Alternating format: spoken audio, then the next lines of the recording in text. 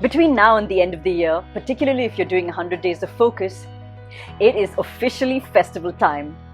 We have, between religious, social, cultural, community, political, special dates and pagan, about 20 or 25 festivals between October end and the end of the year.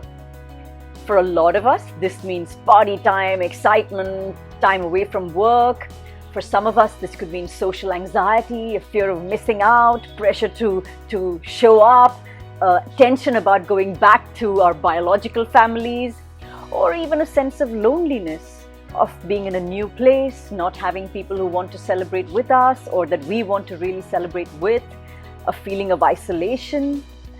Hello, I'm Sandhya and welcome to Dynamic Living. Join me as we navigate the festival season.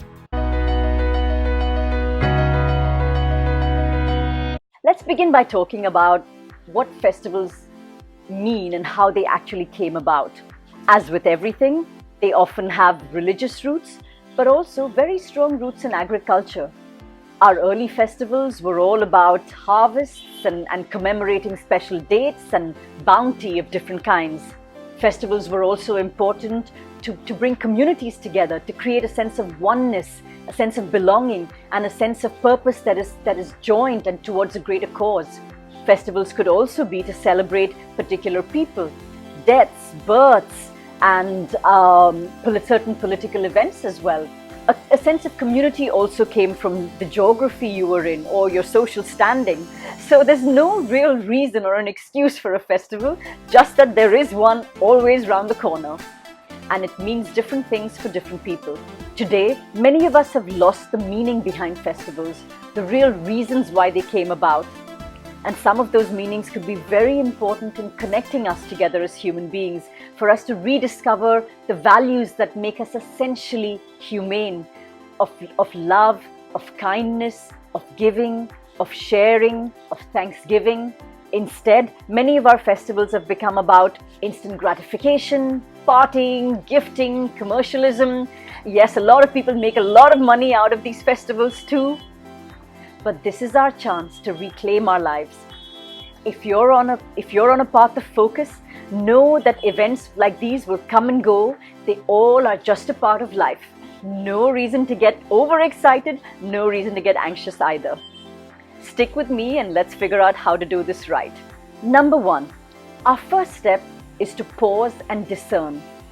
You've just been given an invite. There's a Diwali party in the office, there's a Diwali party in your building, there's a party out in your community, there's a party back home, someone's putting pressure on you to go back. Pause and discern. Think about what's important to you. Think about what this means to you. Think about what you would like to achieve out of the celebration and how this ought to be celebrated. Just that little bit of conscious choice making will make a big difference in defining how this festive season pans out for you. Number two, beware of FOMO. A fear of missing out is actually a really primordial quality in us. It's our animal brain telling us that, my God, if you don't know enough, if you're not in the know of things, your life could be threatened. And that creates a sense of stress in us, a sense of anxiety. And that's what social media does for us as well, right? You feel like, oh my God, why am I not the one partying? Did I miss out? Is this the real happening place to be at? And I'm not there? Again, a mindful practice, pausing makes a big difference. Don't play into FOMO. Don't be the poster. Don't be the scroller. It all feeds into the same unhealthy cycle. Party consciously. Make your life choices more consciously and you won't suffer from any FOMO. Number three, party if you must, but party smart. There's no reason at all why you shouldn't take time off to celebrate. Think about it. This could be a time to reconnect with family, with new friends, with old friends, to create meaningful interactions between people, because that's what makes us human after all. Life isn't all about work and pursuing your ambitions and goals. How do you hack the party scene? First of all, don't go into any festivity on an empty stomach. You are bound to grab. All festivities usually revolve around food and booze, and the more tired and stressed and hungry you are, the more mindless your choices will be. So have a snack, keep it healthy, Have your muscles activated. Do a little 5-minute workout. Get a proper workout in if you can. When your muscles are activated, you're going to go into that party scene burning calories, already on a high of a completely different kind. Once you're there, make conscious choices. Go speak to somebody you've never met before. Go a little bit outside of your comfort zone. Be the first one to hit the dance floor if there is one. Try and make the best choices you can in the situation. Be a good guest. Be a gracious host if you can, if it's your party. Be a mindful and conscious host if you can. Do something different. And finally, quit while you're ahead.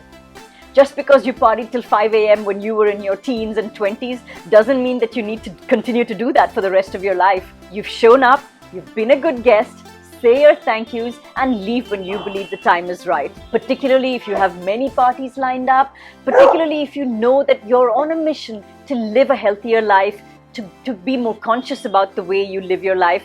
These are choices that you're going to have to make. It's not about losing out, but it is about knowing when to stop. And finally, define what festivity means to you. Create your own celebration. This could be just by yourself, or it could be with just a few friends. It could be with a pet. It could be with somebody less fortunate than you are. It could be with a set of friends who are not even in the same geography as you are. Create an online party. Or just create little habits, little rituals that bring back the meaning of what this festival is to you. No matter what you choose, do keep in mind that you're building towards healthier habits, more conscious living. We're getting out of autopilot mode and getting into really active living, dynamic living. Let your choices count for something. I would love to hear from you about how you've planned this holiday season. Regardless, I wish you happy holidays.